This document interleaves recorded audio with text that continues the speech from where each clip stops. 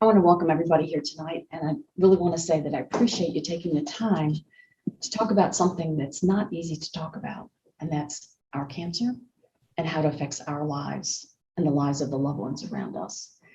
And that's a really important component that sometimes gets left out as our caregivers, and we're going to talk to some of that tonight. And I also have to say that I realize there are people online and who have different cancers and are different stages of their cancer. But there's really a commonality that we all face, and that's what I'm going to talk about today. And one of the major things that cancer does for all of us is puts fear into us.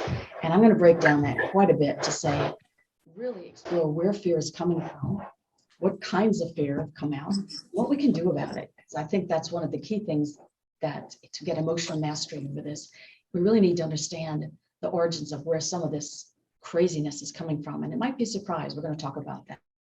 We're also going to talk about changing the vocabulary that we use when we talk about our cancer, because words are really, really important and they can flip things around. And I'm going to give you some just amazing examples of that. They just give you the strength to empower yourself and just change your focus in a different way. That's a real surprise. One of the things that we're going to talk about is how we change how we talk, feel, and live with our cancer. And living with cancer is something that millions of people are doing. And so often we just feel that we have in our heads that it's this tried and true, you go through your treatment and then you're done.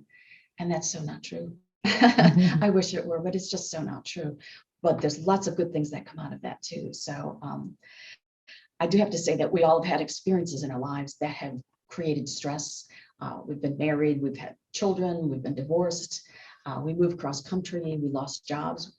We made it through COVID. My goodness, I think that's just a really, really big deal. And despite all of that, one of the biggest life-changing experiences I ever had was when I was told 3 simple words: you have cancer. There's nothing in your life that prepares you for it. And I think about that, and there probably shouldn't be, because you shouldn't go through your whole life preparing to be told you have cancer, but it does catch you off guard. And I think that's part of the impact of it. It just kind of hits you on the side and you're just not ready for it. And it just becomes overpowering. And there's lots of things that we're going to talk about today so that it doesn't become overpowering. I do have to say that after I heard the words, I had cancer, I remember my head exploding, like literally. I'm sure if you took a photograph, there would be like brain matter, like all around. And everything just froze. Time froze. There was no thought. It was just sort of like you're in outer space and you are just in a vacuum. And I'm sure the doctor said something after you have cancer, but I can't tell you what. And it was just so surreal that then your body starts buzzing and you just can't listen. You just can't focus. And I'm sure this sounds familiar to everybody that has been diagnosed. And we all have maybe smaller versions of it or bigger versions of it, but it's a shock to everyone's emotional psyche when we hear this. And I think that any major change in life can be stressful, but boy, cancer just really has a way of surprising you. And my own personal story is that we had just come back from Denmark, just a wonderful trip. It was 2 weeks before Christmas, and I just had a little sore pain in my side. And I thought, oh, I'll go. I should go just to see what it is. And the doctor said, oh, it's probably nothing. Don't worry, but we'll just send you in and we'll get you a CT scan. So I went into the doctor's office that morning thinking I had a pulled muscle. And I left that afternoon finding out that I had stage 3C ovarian cancer. And I just remember thinking, what? It just didn't make any sense to my heart. And I know I was in shock and also denial at the same time. And the shock part was that my brain really did stop working. I mean, it's like I had to be picked up and pushed and moved to other places. I just was not functioning on any level. And I know that was the shock, but then the denial part kicked in. And I clearly remember thinking this: oh, they must have mixed up the scans. I don't really have cancer. Somebody else has cancer. It's not me. They just made a mistake. And I even asked them whose name is on the scan, just because I was convinced that it wasn't me. And I'm pretty sure that was the denial. And the other thing that crossed my brain, you have all these wonderful, amazing, intelligent thoughts was, well, it can't be cancer because I have a meeting next week and that's just not going to work out. It's like, oh my gosh. I look back and I just realized that was really dumb. But that's what happens is just to absorb what this means and what it's going to do to your life. You just have no idea. So I did what most people do after they've been diagnosed with cancer.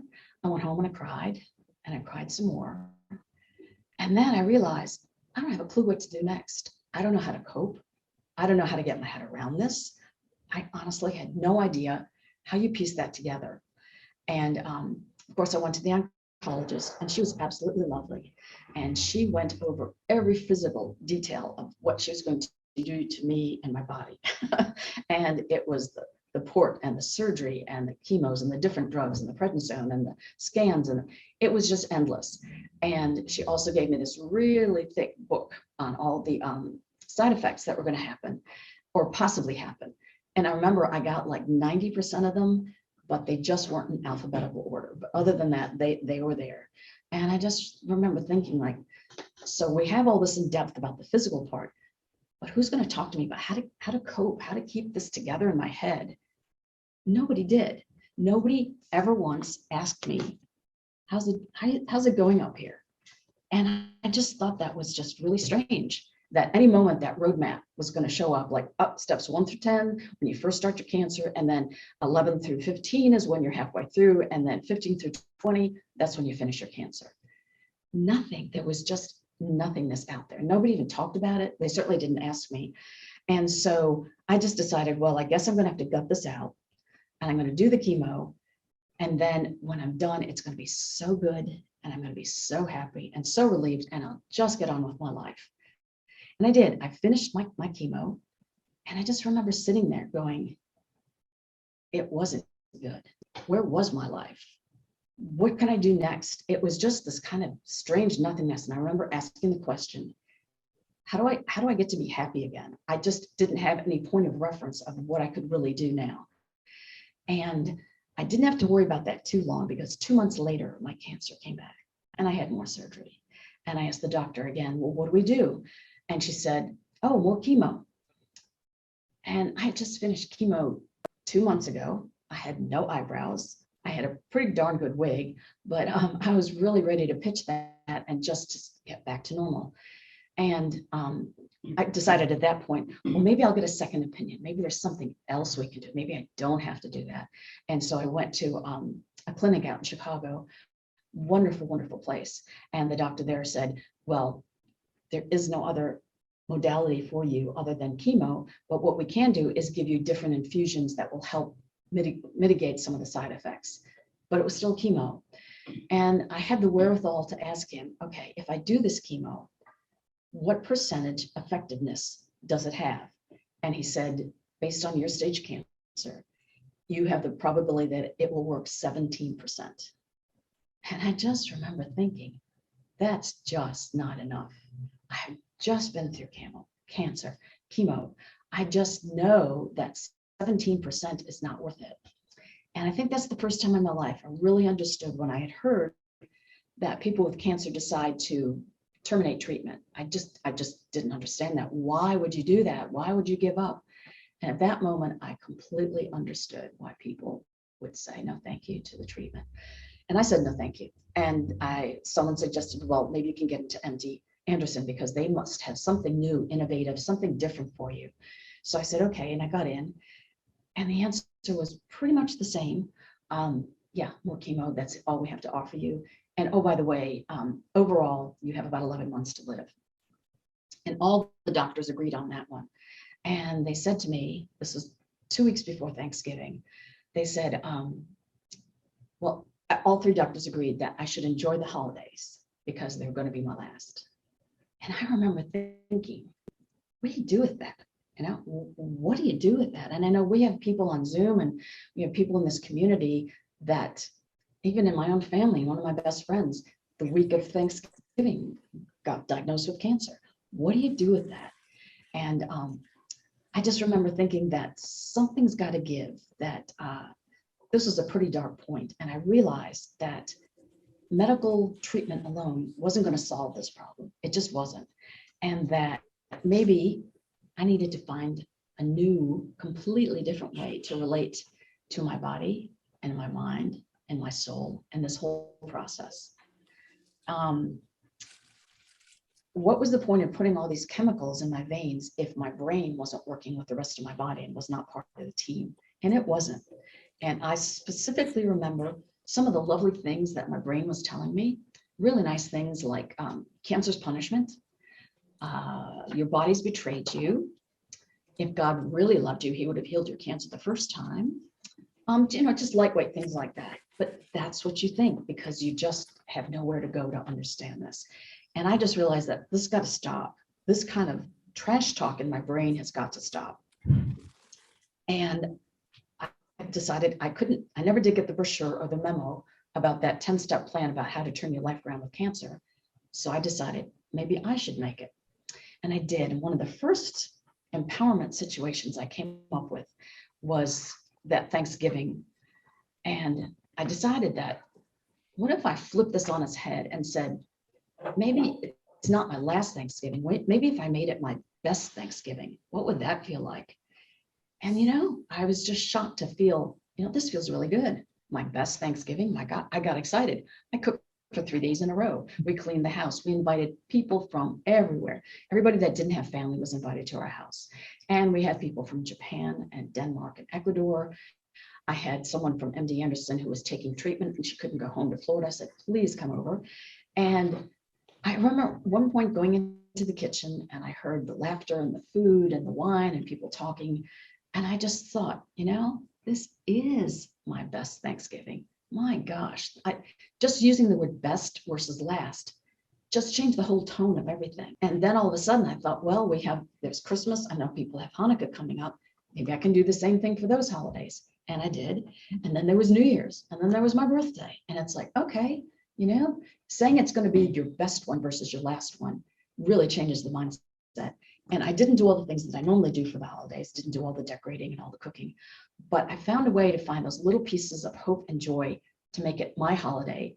And that Christmas was the focus of my life, not my cancer. And that shift was like powerful and it brings joy. And it's like, I enjoy my holidays. And I just thought, I did not know how to do that. And it really, really works when you change the language of how you talk about it. And I think that's really important to see that medical treatment alone is not going to get you through. There's other parts that we're going to have to pull together.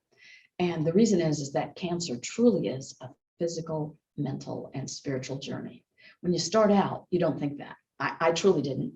I thought, oh, no, cancer's physical. You have to go through the bad stuff and then you're done. That's the end of it. And it really isn't true. It's like a three-legged stool that you need to have the spiritual component that will help keep your mind strong. You need to keep your mind strong so that your body can then respond to all the good things that are happening, and that any holes in any of those practices that you have is going to make the stool fall over. And I don't think anybody enters cancer with having a perfectly balanced stool of the physical, the mental, and the spiritual. And I was shocked to find I had lots of holes. And when you lived your regular life, you didn't really sense that or feel that.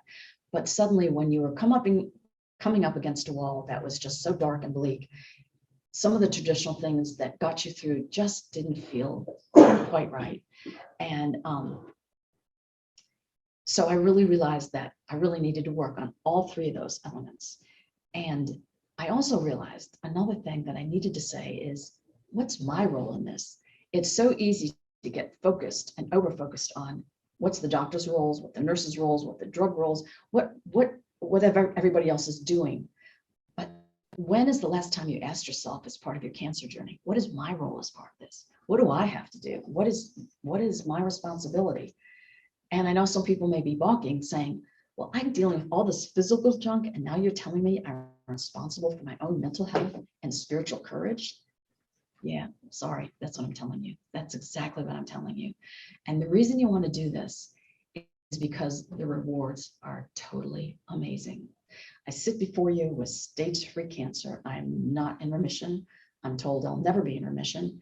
And yet my life is full because I did not wait. And this is the one thing I want to encourage everybody out there with cancer. Don't wait until your chemo's over, your radiation's over. Don't wait till your clinical trial's finished. Don't wait till your 5-year mark. Don't wait for your 10-year mark. Start living and empowering your life now. There's no reason to wait, because there's so many steps along the way that we can take to make our lives full and good again.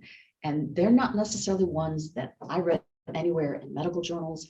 I've just kind of mixed and matched what was out there and what was fun, and decided it was time to come up with a whole new manifesto for not just surviving cancer, but thriving. And that's where we're going to start our regular program here and take a deeper dive into all of this. And I do call this straight talk for cancer patients because that's my only credential. I'm not a doctor, I'm not a nurse, I'm not even a lawyer. But I am here to say that I've survived cancer 3 times in 1 year. And what I want to go over in this talk is things that I wish someone had told me somewhere along this line. And my intent tonight is I can save someone 1 sleepless night, then I've done my job, because I spent so many sleepless nights trying to figure this out. So I'd like to help cut through some of that and really talk about cancer in a way that may not have been spoken to in a clinical setting or with your families. It's just kind of this somewhere in between where cancer patients may be getting together to talk about things like this.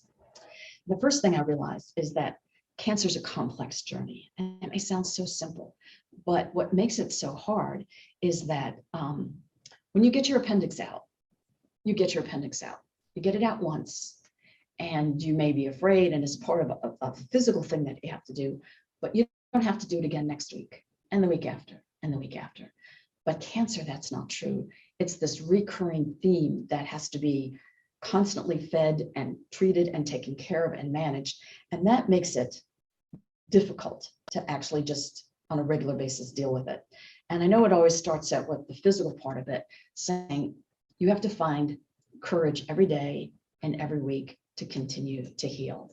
And this is true of some longer term diseases, but cancer just has this nasty way of just constantly taking your attention and your time and your physical body.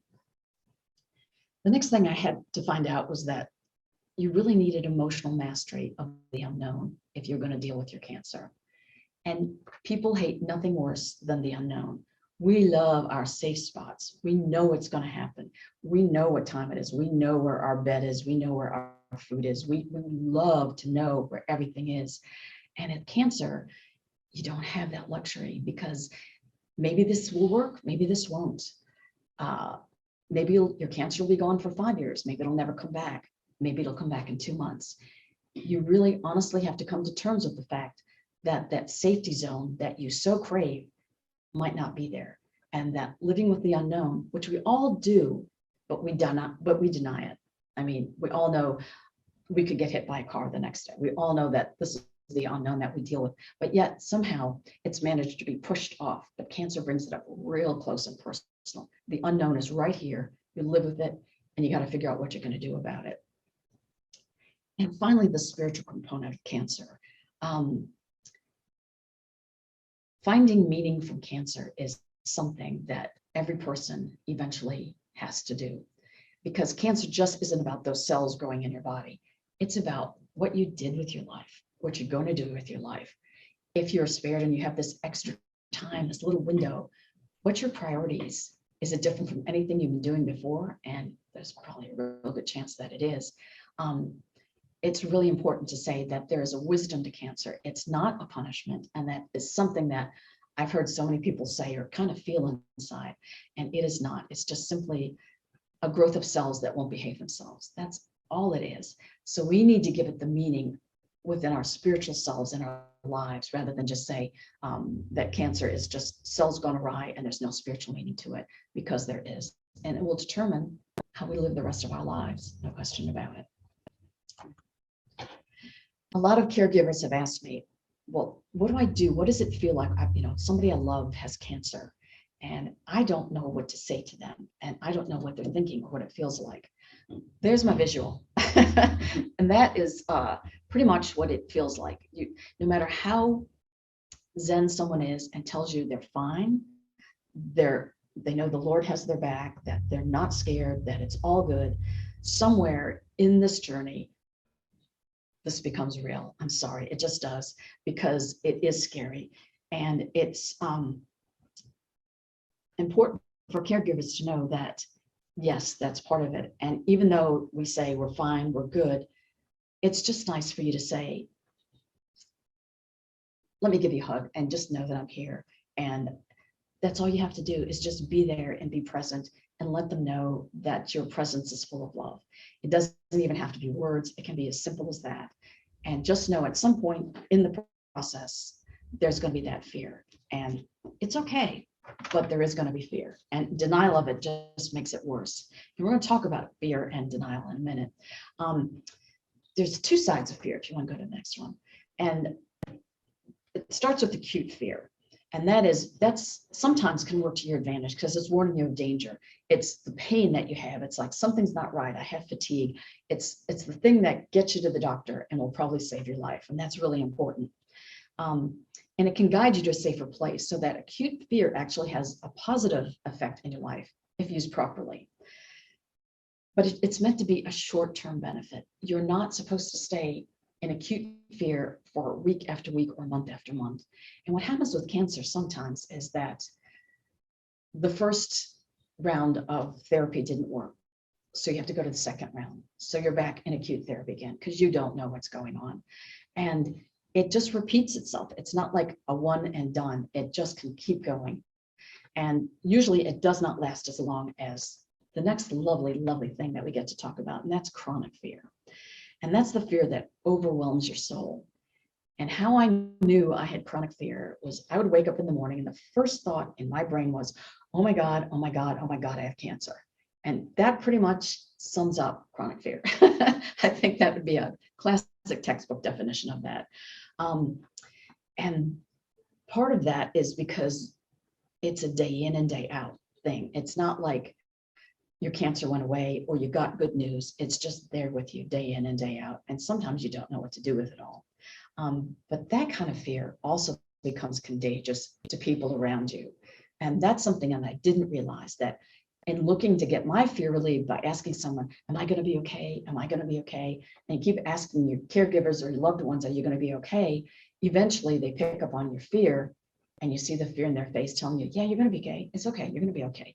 And it's just this really destructive cycle. And I didn't really understand that at all. And I do. And I also understand that it diminishes your immunity, and it diminishes your mental health, and it diminishes your decision making. And when you're in the midst of this, one of the things that you need is your brain and your mind to guide you to the next step, to the next treatment. What's good for me? You need to make really good decisions, and sometimes hard decisions.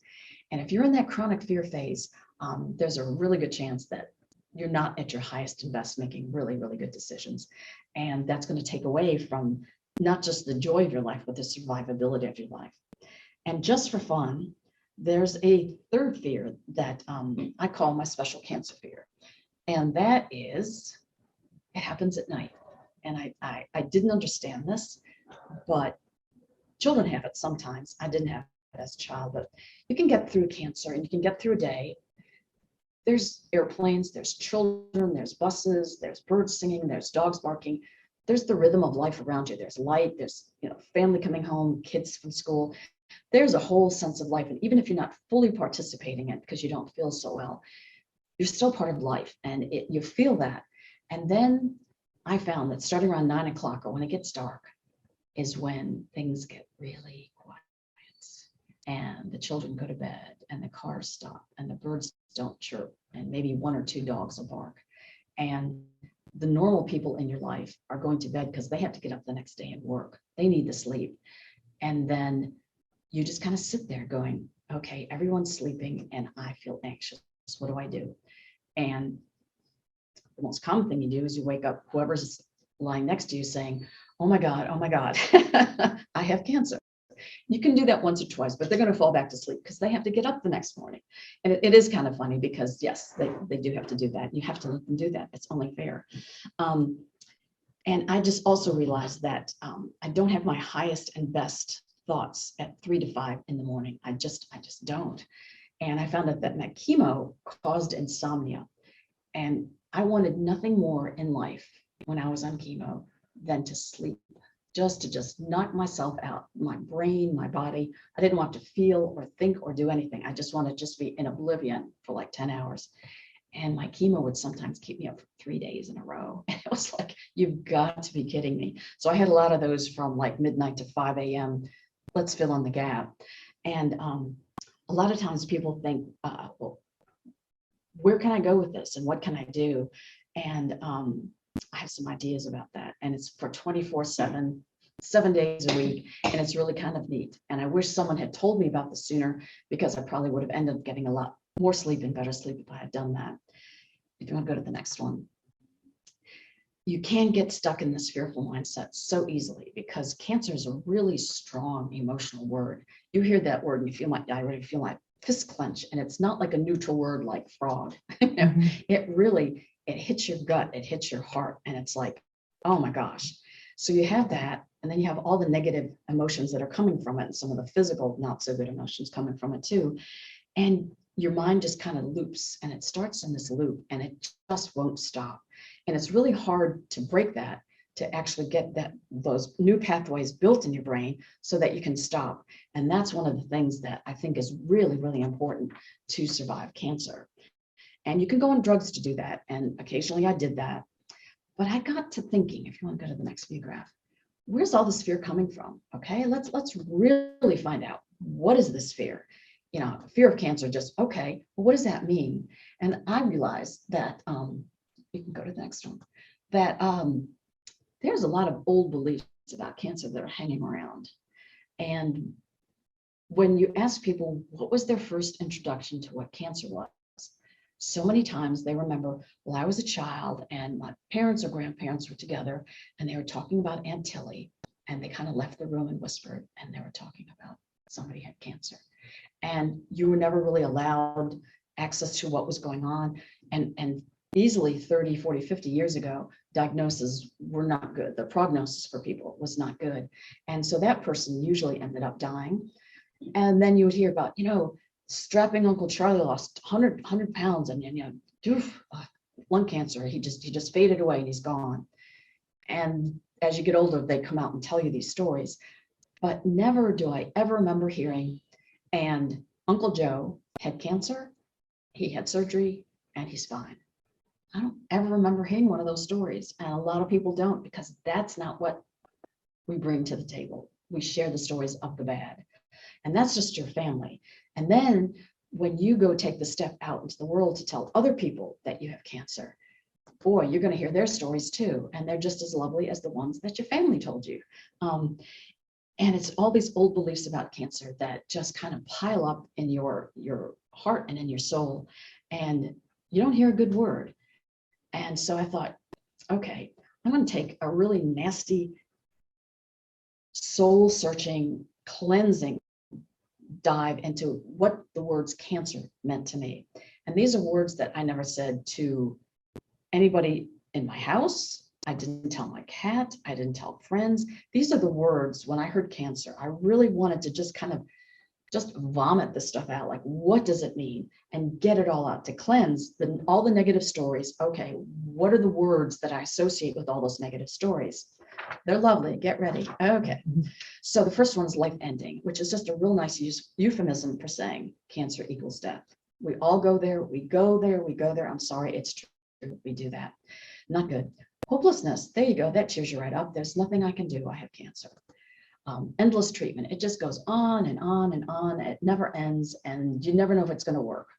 You get overwhelmed. I have cancer. I'm overwhelmed, not just my emotional being, but also what it's doing to my family and what it's doing to my finances. And that's something nobody ever talks about. What it's doing to everybody else in my life, and how this is going to change, and how we're going to bounce back. Not a great place to be also. I also remember thinking, and this was just a really hard one, that cancer equals no future. And I do remember at some point someone saying to me, well, when you're out from your last chemo, what are you going to do? What do you want to do? And I just remember sitting there going, I don't know. I have no idea what I want to do. And I've always been a goal setter, neurotically so. And there was just nothing I could think that I was sure that I could do. Wasn't sure if my cancer was going to come back. if that I have the energy to do it, would I want to do it? Is it something that I want to do part-time?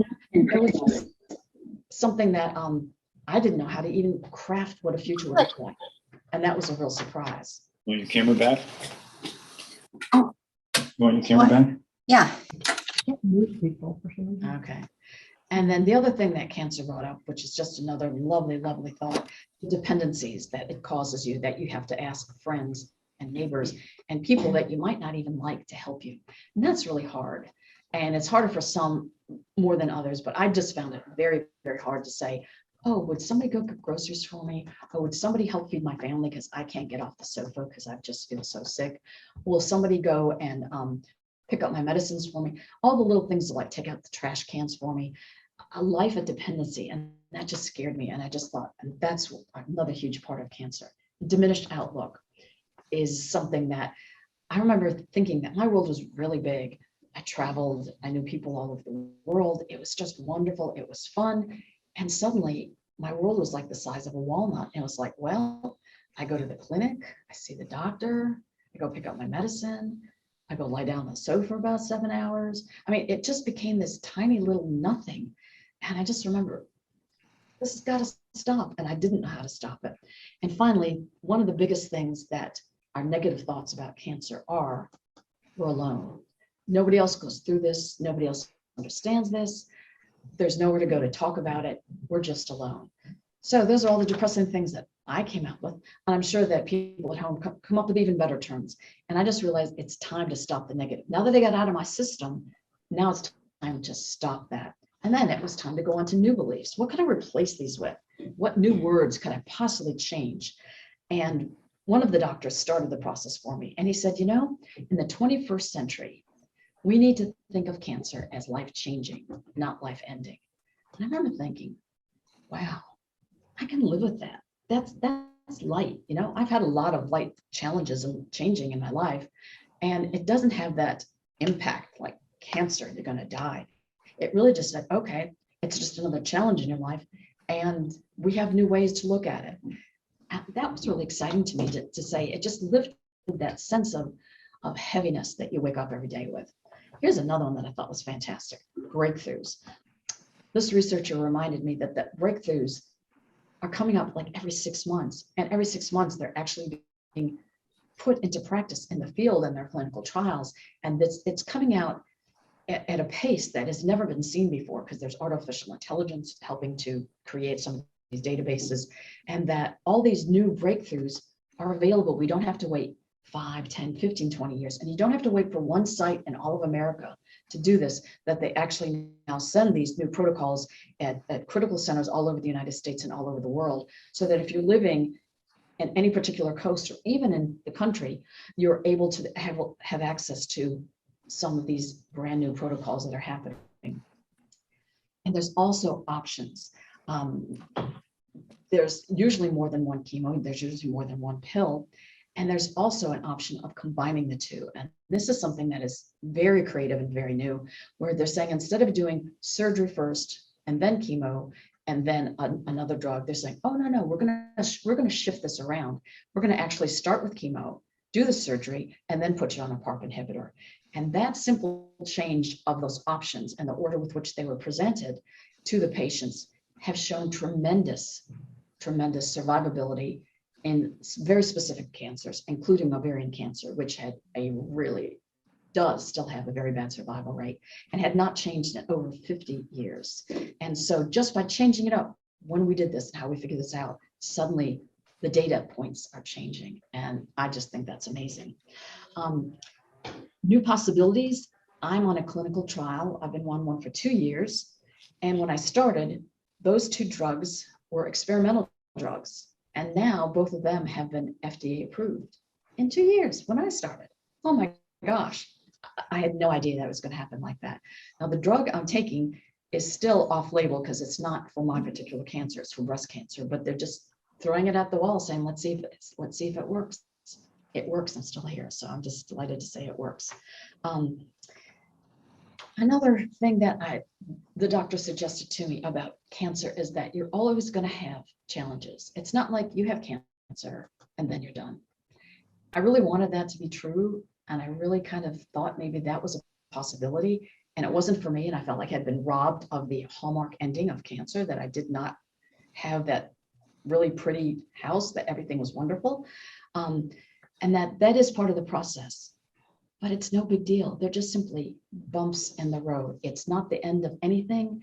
And that anybody, no matter how good their prognosis is or whatever else is going on, always has a challenge. And it's not a big deal. It's not personal. It doesn't mean God doesn't love you. Trust me, that's not it. It just means that it's part of the process. And I never thought of cancer in that way. And it lightened the load when I had to go in and had blood transfusion. And it lightened the load when I fell and broke my thumb and my elbow. It just kind of, okay, these things happen. And it really just does make it seem normal. So that's not like I felt like an outlier. And this is another reason to feel down and depressed. Another thing that cancer does, and it's positive, is makes you change your habits. And some of the habits are eating habits or the type of cleansers that you use. But the other habits that it changes is how you're thinking and talking to yourself. And that is, I think, one of the hugest changes that I've been able to make, is to say that you self-empower yourself by the language that you use. And by saying that I'm going to have a challenge versus, oh God, here we go again. I just fell again and now I have another problem. Just changing the tone and the language changes your outlook and how you're going to deal with it on a daily basis. It also makes you very pleasant to your family and people around you. They become more positive because they want to be with you. It's a really nice thing. And finally, one of the things that is so important that we talk about the new beliefs of cancer is that you do need a support group and you do need a community. And that community can be different than you think. Like a support group can be an online chat. It can be people meeting in person. It can be a whole community where you just simply enjoy your book club. And those are your new tribe. Those are the new people that support you and they love you. I know that I have my Zumba people, and I just love them. I know they're out there. And I just so thank you, because I just know that I'm going to have joy, whether I fall, whether I've forgotten all the steps because I hadn't been a Zumba the entire time I was on chemo. Wherever I step back into that process, I was welcomed with joy and happiness. That's my tribe. They didn't have to know about cancer. They simply had to enjoy the fact that I was back, and I enjoyed the fact that they welcomed me back. It's as simple as that. It doesn't need to be specifically for cancer. It can be any group of people that like each other. How about that? Just made that so easy for everybody. So, go ahead for the next one. For those of you who have pen or paper at home, what I'd like to do is challenge you to say, get out, get a cup of coffee if you have time, and get your paper and fold it down the middle and write down all your old nasty thoughts about cancer and all those things that you're just like, wow, like I did. And then on the other side of the paper, come up with some new ideas, some of that lightweight stuff that we're talking about that makes you feel better about it. And I give you some suggestions here. And I know there's dozens more, because everybody's brain will just find new and wonderful things to gravitate to instead of the bad. And the reason we gravitate to the bad, because I don't remember most medical professionals saying, oh, it's life challenging, not life ending. They didn't give me the new vocabulary to work with, so that I always went back to the old stuff, which was the real negative. But by having the new words and having that new sensibility, I changed the words, I changed my mind, I changed my life. It is so good, and it sounds easy, and it actually is, once you know that you have to do it. But I didn't have anybody to tell me to do it. And that's where this is the roadmap that I so much needed and never got. And one other final thing we're going to talk about, which is really important, is traditional support groups. Support groups are a lifeline. And when you go to any counselor, you go to social workers, or anybody in the medical profession, they will give you basically what you see here, that your support groups are who's going to help you navigate your cancer. And it's going to be your family, your friends, your caregivers, healthcare workers, churches, and your neighbors. But one of the things that they don't talk about is what's in the center of this view graph, and that's you. Not all your family is going to walk you through this the same way, with the same joy and the same ability to lift your spirits. There are going to be some family members that are not going to lift your spirits, that are going to continue to tell about their hemorrhoids and their problems and their child, and they're not there to help you. They're there because they're there, they're family. So what you do with that, and this is how you empower yourself, is you send them Christmas cards or Hanukkah cards. You still acknowledge them being family, but you simply don't answer the phone when it's them calling. I hate to say it, but that's what you need to do to actually empower yourself, that you don't have to get dragged down. You don't have to get involved with everybody else's problems while you're in the midst of your own. You honestly don't have to do that. And I also found it was true with places of worship that one of the big surprises to me was that I was a regular churchgoer, would sit on Wednesday nights in a Bible class. And after I got diagnosed with cancer and went back to church, I had people that sat right across from me for like 3 years in my Bible class that wouldn't look me in the eye anymore. They didn't say hello, and that really hurt. I'm just thinking like, my gosh, what? I didn't understand it. And I have come to understand, and this is so important because it takes the hurt away, that they haven't dealt with their own fear of cancer. They haven't dealt with your cancer, and they haven't dealt with their own fear that they might get your cancer. And so rather than deal with it, they just simply avoid you because that's all they know how to do. And when I understood that, I just realized, oh, I'm so sorry that they don't have that, but it didn't hurt anymore. It's like, okay, I'll just find new people. I'll just find a new church. And that's exactly what I did when I came to Unity. And within 2 weeks of being here, I felt so supported and loved. It was just amazing. And so you sometimes have to give up that tried and true and try something different that you never would have done without cancer, but you need the support, and that's what you're going to do. And healthcare workers can help, and I think that's really important, but they're not necessarily going to be your counselors. They're not going to want to ask you, how's your mindset? You know, how's that going? How's your spiritual life? Do you meditate? Are things going well? That they help with your physical part of your journey. But sometimes people overstep their bounds and think that it's all going to be on the healthcare people. It's all going to be on the doctors. And your support system is not that. It's going to be spread out throughout all kinds of different people. And I don't care how much you like your doctor, but if you start having a panic attack at 3 a.m. and you call his number and you get his answering service, the odds are that maybe the first time you do it, he'll call you back. But if you do it twice in a month, he's not going to call you back. And so we really need to look at what are some of the strengths and weaknesses of this classic traditional support that people have. And this is the call to action for everybody sitting around a piece of paper, and look at your support systems and say, where are they working and where are they not working? Where are there some holes with this? And I think that's a really important thing to do because we all have holes. We all have families with holes. We all have friends with holes. And we just simply need to be sure that we understand that. I do think that COVID helped in a very strange way, is that some of the caregiving that would normally have been a person, we can now just simply order on Amazon. We can order Grubhub. We can order all these things that really weren't that heavily used before. So if you want food, if you want groceries, if you want things delivered, COVID really, thank you, COVID. You've actually helped us. And it really has taken some of the burden off of you having to lean on neighbors or friends to double and piggyback on your grocery shopping and ask them to go out in the rain or the snow or whatever else is going on. So there's some nice things that have happened with that. And my big question for everybody is, how do you get support 24/7, 7 days a week? I didn't know. I was up at 3 a.m. all the time, and I had nowhere to go with this. I had no idea. Now I do have a friend who is from Australia, Susie. I don't know if she's on here, and she has the luxury of calling home at 3 a.m. because it's 3 p.m. there. So if we all want to get Australian pen pals and have that conversation, I think that's a great way to do it. I'd never heard, I thought it was a very creative thing that I'd never heard before that we could do.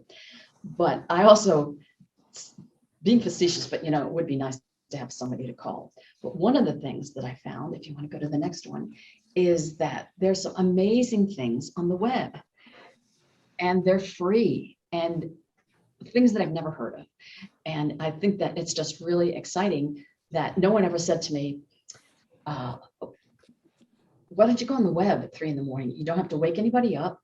You don't have to play loud music. You can wear your headset And you're going to be able to find modalities of treatment and of things that you can do to relax yourself and to do visualization, do all kinds of things completely on your own. I thought, well, and they'll keep your mind busy so that you're not thinking about your cancer and your anxiety. You're thinking about, oh, how do I do this? And one of the things that I left off of this, and first and foremost, is prayer. And I'm just going to briefly speak about that because I feel like that's a class in and of itself, that each religion approaches it differently. There's lots of do's and don'ts about how you pray for people, and I'm not going to get into that. What I can say is that I will advise everybody never to go into your doctor's appointments by yourself, to your oncologist or to anybody other peripheral doctors that you have to see. And my story is that in my clinical trial, I begged my doctor to reduce the dosage of one of my drugs. It was causing all kinds of horrible, horrible side effects. I ended up with a blood transfusion. I ended up falling several times, and eventually my hip just froze. I couldn't walk for like a month, and it was an excruciating pain. And I would bring him medical journals. I would go to the web and print out printouts from the drug company that said, you can reduce the dosage. I would just whatever I found on the web, the chat, just here, could you read this, please? This is from the Journal of Oncology. You might want to read this. It says you can reduce the dosage. And he wouldn't do it. And I was just at wit's end. I didn't know what to do. And so I had done a meditation just before I stepped in the room. And of course I had to wait an hour for the doctor.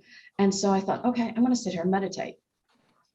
And the meditation was, I had Buddha on one shoulder, I had Jesus on the other, and I had Vishnu up here.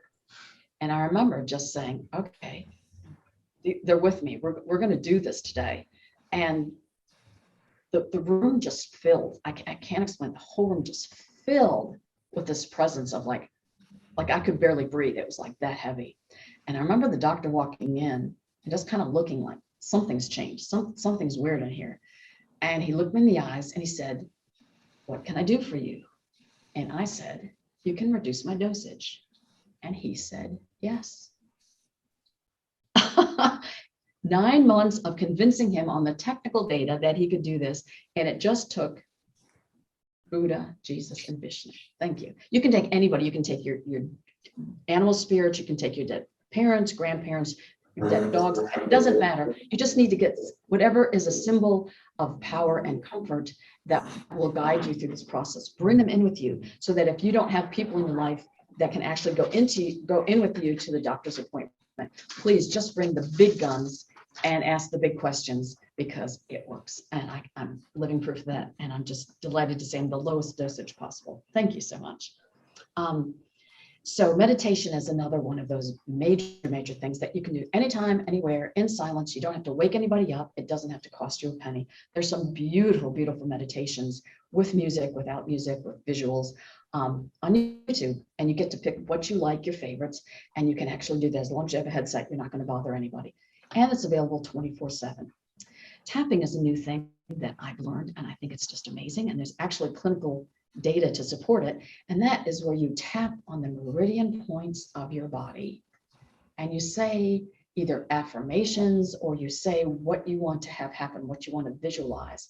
And that you simply continue to do that, saying, I want to have lose the fatigue, lose the fatigue, lose the fatigue. And you keep doing it over and over again.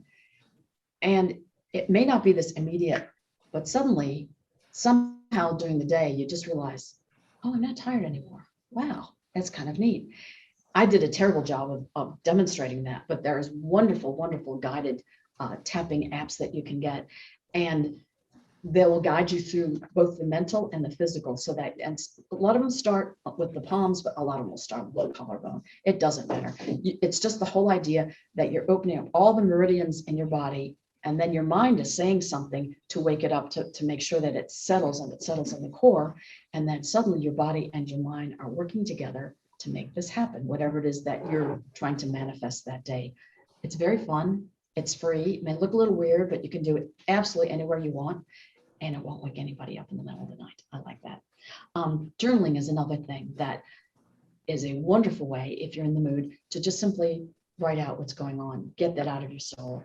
It's something you can do. You may have to leave the light on or may go downstairs, but it's something you can do anytime, any place, anywhere. You can be in the hospital, you can be at home, you can be in bed, and you can journal and get some of the soul things out of yourself to find that release that you're looking for from the stress. Sound healing is another thing that I've done, and I'm very spoiled because I just love it. And I didn't know what it was, and I know it can be many things, but I had the joyous occasion of having a didgeridoo blown over my body. We all know Josh Ignacio. Mhm. And then he gets the gong to break up the cells, and he hits the gong right over wherever your cancer is or whatever part of your body that you're working on. And then he blows this didgeridoo to just kind of like drill home the fact that, okay, cells, you're vibrating, you're moving, you're changing, and we're going to release some of that energy. And there are tuning forks. I almost said pitchforks. There's no pitchforks. There are tuning forks, and to get your body in alignment. And by the time you're done with that, it's like a massage, although nobody's touched you. It's just like all the cells in your body have been vibrating to these amazing frequencies that are trying to get you to release whatever negativity and energies that are out there. And you just end up just like kind of floating out of there. I've done it 2 or 3 times and I absolutely love it. And I wish I could do it more. Massage is another one, but I really have to say that that's something that it's really acupuncture, or you actually can massage your hands. You can do that yourself. But then the acupressure is something that you can do for anxiety. There's specific points that you can do. And that's something you can do just lying in bed. You don't have to wake anybody up. You don't have to say anything. And there you go. You're relaxing yourself, where you can mix and match. You're journaling with your massage, or you're tapping with your visualization. And visualization is just wonderful, where you send your mind to that place where you want to go. And they can be guided ones on YouTube. They will talk about you're sitting at the water and you feel the birds, you hear the birds, you feel the beach, you feel the water on your feet. And they just keep talking to you to the point where you're getting sunburn and you forget you have cancer. And you may fall asleep, you may not. It doesn't matter. It just gives you that moment of peace that you're looking for at 2 and 3 in the morning, when you don't want to be a pest to the rest of the world. And I'm surprised that there's something that I really like, ASMR. When I first heard about it, I thought it was the stupidest thing I've ever heard of. And it is actually stands for, and I have this written down, Autonomous Sensory Meridian Response. And basically, you may have seen or heard of it. It's people whispering and running their fingernails down the microphone, and they're plucking and they're talking to you like you would talk to your dog. Oh, you're just so sweet and everything is good. And they do it because it actually works on the part of your brain that's the subconscious part of your brain. It's the brain that actually controls breathing and circulation and all of that. The part that you can't go in and scratch, that's what this does. It goes in and scratches that and just kind of has this very strange kind of foggy little sense of, wow, this is kind of weird. And I'm in a different space, even though no one's touched my brain. It feels like they have. I do have to warn you that there are people that are professional. They do a beautiful job with it. And then there's a lot of young ladies with very low tops that just like to breathe into the microphones. And it's all ASMR. You get to pick what you like, but just know that you can get to where you want to go with people that are fully clothed and do a very, very good job. One of the things that I didn't put down here was you can do the Reiki sessions. There's amazing Reiki YouTubes, and these usually young ladies will actually just walk you through a full session. And I'd never had a full session, like a full 45-minute session. And I thought, oh, that's really strange to watch someone do it on YouTube. But there are a few people that do it so beautifully and so well that you actually feel like you've been part of a Reiki session, even though it's on YouTube. And they're all free. Now, some of these you can subscribe to. So if you want to do it 17 times a day and get new feeds, you can do that. But they're, other than your laptop or your iPad and your Wi-Fi, you don't need money to do this. And I just think that's amazing, because even if you do decide to go to counseling for all the anxieties that cancer brings, I don't think most people are going to offer that to you at 2 and 3 and 4 in the morning. I think that these are just wonderful alternatives that nobody ever told me to do, but I'm doing them and mixing and matching them, and it's wonderful. And there's many, many more. There's art therapy, there's adult crayon books that you can color in. Whatever makes you happy, just go ahead, and anything that gets your mind off of what's going on in your body is the perfect way to do it. I'm going to go to the next one. And I think the bottom line of what all this is that if you can't change your diagnosis, just change your focus. And that sounds so simple. And it only took me 3 years to figure it out because I'm a slow learner, but it really, really works. You just change your focus and your life changes. And if you go to the next one, and I think it's really important that for those that are in treatment right now, and the first line of treatment doesn't work, nobody ever told me that. That's okay. The first line of treatment doesn't have to work. I thought it was the end of the world. They said, you're platinum resistant. We can't give you any more chemo. I thought I was going to die because there's nowhere else to go with this. And there is. It's called a second line of treatment. And I just think that it's not explained well enough to us to understand that the second line of treatment sometimes can be as effective as the first. It doesn't matter whether you catch it with the second one or the first one, it can be effective and it can save lives. And the other thing is that there are so many different types of modalities now, that there's CAR T cell, and there's CRISPR, and there's just amazing things that are going on, so that for any given tumor, there's like 50 different ways that we can analyze it, 20 new drugs that we can do, and then 50 new modalities that we can add to it to fancy it up to make it all work. And the amazing part about this, and the positive part, is that you only need one modality to work. And that really struck me, because I remember thinking, oh, if the first one didn't work, then that's it. I'm a goner. That's it. It's all over. Nobody bothered to explain to me there's a whole wide world of things out there, and that they may get stranger and they may get more on the edges, but all it takes is one of all of these don't have to work. Just one of them has to work. And I'm living proof that only one has to work, because here it is. And I'm just delighted to say that the one that I'm on is the one that worked. And I'm ever so grateful. And when I started the clinical trial, there was no guaranteeing that it was going to work for my type of cancer. And they were actually looking for people with ovarian cancer, because they didn't have enough of us who survived to actually get us in the clinical trial. So I just thought that was amazing. And of course, I want to end this on a positive note with Albert Einstein. And he said there are only two ways to live in life. One as though nothing is a miracle, and the other is as though everything is a miracle. I know I'm a living miracle, and I know that you're out there too. And if we just take this to heart and cleanse out the old, change some patterns, change some new ways of thinking, and let's get on the YouTube machine and just start doing all these crazy things to just simply take fear that can be this big in your life and just shrink it down, like, oh, it's just a little bit on my shoulder now, it's gone, and have fun doing it, because all these things that I'm suggesting are not expensive, and they're just so much fun. And you can even teach it to other people if you decide to do it, because tapping and all those things are something that's very popular. And we all could use a little relaxation and good positive affirmations in our life. So that's my presentation. I would like to open up for questions and comments and anything else that you'd like to ask. And thank you so much. I do appreciate this. The last time I gave this talk, the caregivers had some really, really important messages for everybody. And one of the things that they said was that when somebody's going through cancer, we don't always know what to say, but they gave us some hot tips about what not to say. And the first thing that you don't ask someone who has cancer is, well, don't worry about it, you're going to be fine. And people hear this all the time. I heard that. Oh, don't worry, you'll be fine. Boy, that really kind of minimizes what I just kind of went through, and it kind of minimizes what reality is, and it diminishes your experience, and it makes you feel really small, and it makes you feel that people really don't understand.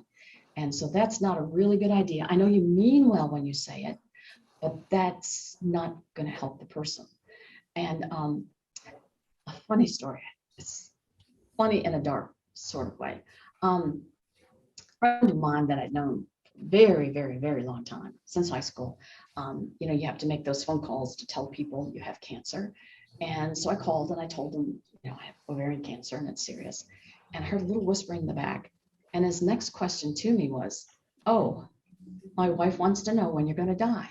I remember, I almost burst out laughing going, well, they didn't give me that date. I'm sorry. But it's like, and these are smart people, but we do have to deal with not only our own emotions about our cancer, but all the stupid stuff that other people can come up with, that if you have the right sense of humor, it can be funny, but it can hit you on a day where it's not so funny. And that day it was not so funny. So I haven't talked to them recently. What are some of the examples of things that help when you have cancer and your friends and loved ones are at a loss for words? What are some of the things that help change the tone or the tune? I think with friends, one of the things that a friend of mine did that was so sweet and so nice, that instead of calling on the phone, she would actually come over, and she knew I was on chemo and I couldn't eat much. And she would bring these little crumpets and tea. And I couldn't eat the crumpets, but I could drink the tea.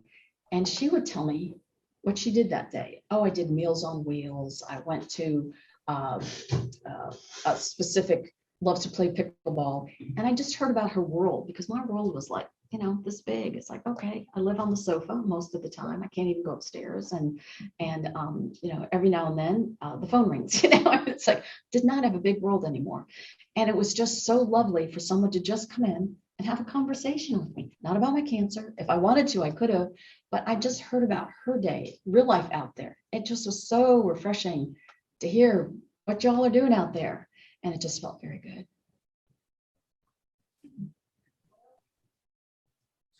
And people bringing food is the other thing that, especially if you have families that you have to care for.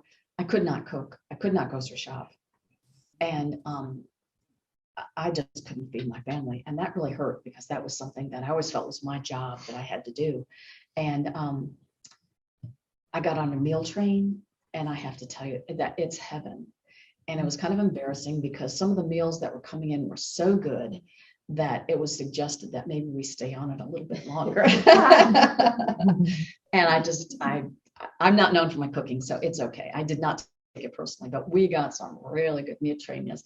And food is love. And even if it's not for the person that has the cancer and your food tastes metallic and you're nauseous and you can't eat that, whatever, it doesn't matter. If there's families involved, it's just nice to say that food is love and your family's being taken care of. And that is just such a blessing. So don't underestimate the power of food for the caregivers, so that they don't always have to cook, that they can get that burden taken off of them. Even if it's Popeye's chicken, it doesn't matter. Just the fact that that day, nobody in that household has to worry about feeding each other. It's a big deal. I have a comment. I learned from you about the ASMR. And at first I thought, oh, this is so weird. They're scratching things. And I thought, that's weird. And then I fell upon this lady who made me feel so comforted. I mean, Who knew? I was like, next thing you know, it's 20 minutes later and I'm still just. It's true. I'm amazed. Thank you for it bringing really that is. to And us. it's funny, because I'm embarrassed too, because it's mostly women that are doing it. So Yeah. like, what am I doing watching these 20-year-olds, run their fingernails down the microphone with low cut things? But I'm sorry if you can close your eyes, and it's just this. It's a brain massage. It's just like slow. Yes. It's crazy. So I'm willing to try anything as long as it doesn't hurt. That's the bottom line for her. And so there's so many more things that I haven't included on here, but you can always find your own favorites. But yeah. And I do want to say that Unity Worldwide has a 24-hour prayer line. If you aren't aware of it, it's 1-800-NOW PRAY. And they've been praying for 125 years. I mean, this is a worldwide prayer ministry. Thank you. Appreciate that. One thing I want to say about clinical trials, and I know there may be some people in the rural areas, that the whole concept of clinical trials has just expanded exponentially. Even about 10 years ago, that they wouldn't accept anybody 60 years or older into a clinical trial, because you're just too old, you're going to die. And they've turned that around, because the majority of the people that are coming in now are 60 and older. So they're no longer being excluded in clinical trials. That is a big deal. They also are deciding that you don't wait till a person gets stage 4, terribly critical cancer, and then you try to find that magic bullet in a clinical trial. They've decided that they want to bring in people when they're younger and they're healthier, and they have a chance that they can do something about the cancer. Other thing that I just recently read, which is so amazing, is that they're now trying to focus on people of color. They want to get all brown, black, everybody, because we know that our bodies are different and that there's certain types of cancers that are exceptionally virulent for Black women, certain breast cancers. There's just, and we don't understand all the mechanisms of that. And so now they're actually gearing clinical trials to actually address cultural disparities. And that's brand new. This maybe 2 years, but I just found out about it recently and I just thought this is really, really good. And if you're in a rural area and you don't have access to one of the major clinics, you can ask your doctor to plunk you in, because there are databases and even books published about where you can go to plunk in, so people don't feel excluded just because you're in a rural area, that you don't have to be in Los Angeles or New York or Boston or Houston to be able to tap into a clinical trial. And if you meet the criteria that they're looking for, they will actually fly you to the site if you're a good match. And you have to go through quite a bit of testing to be that good match. But if you are, you will then be flown on a regular basis to get your treatment. And that happens all the time, so that there's not an exclusion just because you're from the rural areas or you're not from one of the major city centers that you won't be able to get in a clinical trial, because that's not true. And that has changed a lot over time. And that's so hopeful and so good. And now they're adding people of color. So it's like, life is good. I remember that I had bought a very expensive wig that I had to wear for like 2 years. And a friend of mine would say to me, is that your real hair? Is that still that wig? Really? Really? I'm just like, really? And it's just, so there are ways of saying things. You can ask someone, is that your real hair or whatever? And then, yeah, there's just ways of asking that you can set the tone for whether you're going to get a good answer or not a good answer. So it's not always the words. Sometimes it's the intonation of how you're asking. One thing though, there's no nice way of asking anybody when they're going to die. So just please don't do that. That just does not work. So, now, one of the questions I got is, how do you tell children that you have cancer? And that's a whole other ballgame. And there are actually beautiful books that are out there that will guide you to how to tell children that you have cancer in a way that won't scare them. And it gives them enough information that they understand, but not too much that you're asking them to be adults. So that was one of the questions that I got. And there's some absolutely beautiful books about how to tell children about that. Because mom losing her hair can be a very, very scary thing for young children. Yeah. So there's lots of books that can guide you to do that too. Thank you again, Carolyn. Oh, my pleasure, my pleasure. So I hope somebody gets one less sleepless night and asks one less stupid question. Thank you so much. I really do appreciate it. Thank you.